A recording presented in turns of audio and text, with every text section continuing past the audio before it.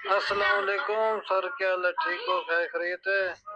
अच्छा डॉक्टर साहब, हमारे जो गाय हैं ये जो बड़े पेशाब में ना भूसा वगैरह जो खाती है, भूसा खाती है, वो इस तरह बड़े पेशाब में करती है, तो इसका सर इलाज बताएं। जी दोस्तों, कैसे हैं आप? सब ठीक हैं? उम्मीद करता हूं कि अल्लाह के फजल करम से आप सब ठीक ठाक होंगे। जैसा कि आपको पता है कि हमने एक सिलसिला शुरू किया हुआ है। बताया ये कि कोई भी हमारा फॉलोअर, कोई हमारा सब्सक्राइबर हमसे कमेंट्स में सवाल पूछा करें।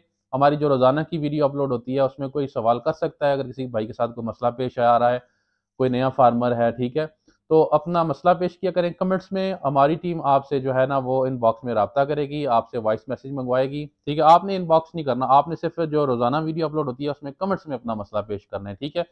उन भाइयों को तरजीह दी जाएगी जो भाई हमारी वीडियोस को लाइक करते हैं, रोजाना कमेंट्स करते हैं अच्छे, और उसके अलावा हमारी वीडियो को शेयर करते हैं। हमारी टीम के पास मुकम्मल ऐसे भाइयों का रिकॉर्ड मौजूद होता है जो भाई शेयर करते हैं, कमेंट्स करते हैं, लाइक करते हैं। यही समझे कि आपकी फीस होगी, इसके अलावा आपसे कोई फीस नहीं ली जाएगी।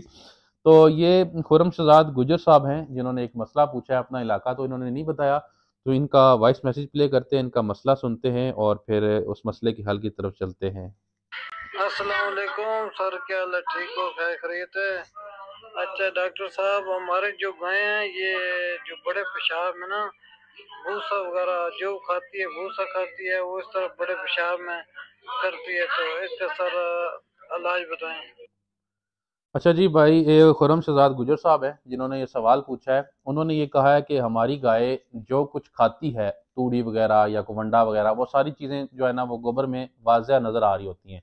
इससे ज़ाहिर यही होता है कि जानवर का जो मैदा है वो सेट नहीं है, वो डिस्टर्ब है। तो अच्छी खुराक के साथ साथ हमें कोशिश करनी चाहिए कि जानवर का मैदा भी ठीक रखना चाहिए। जब ये सारी चीज़ें गोबर के ज़रिए बाहर आ जाएंगी तो ना जानवर अच्छा दूध दे सकता है और ना ही जानवर अच्छा गोश्त बना सकता है, ठीक है। तो इसके लिए आपने करना ये है कि 20 ग्राम यीस्ट और 30 से 40 ग्राम मीठा सोडा रोज़ाना खुराक में अपने जानवरों को एक टाइम इस्तेमाल करवाया करें। उसके अलावा किया ये करें कि 10 दिनों के अंदर एक बार सब्ज़ मसाला जो है वो अपने जानवर को लाजमी दिया करें। इसके अलावा चाटने के लिए नमक जो है वो आगे लाजमी रखा करें। जब जानवर सब्ज़ मसाला खाएगा और नमक को चाटेगा, जानवर की प्यास बढ़ती है इससे।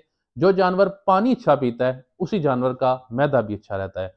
तो ये आप एहतमाम करें, ये जो चीज़ें आपको बताई हैं, यीस्ट, मीठा सोडा, यीस्ट 20 ग्राम, मीठा सोडा 30 से 40 ग्राम, और 10 दिनों के अंदर सब्ज़ मसाला आपने एक पात देना है जिसमें प्याज होगा, हरी मिर्च होगी, अदरक होगी, लहसुन होगा और पुदीना होगा, ठीक है।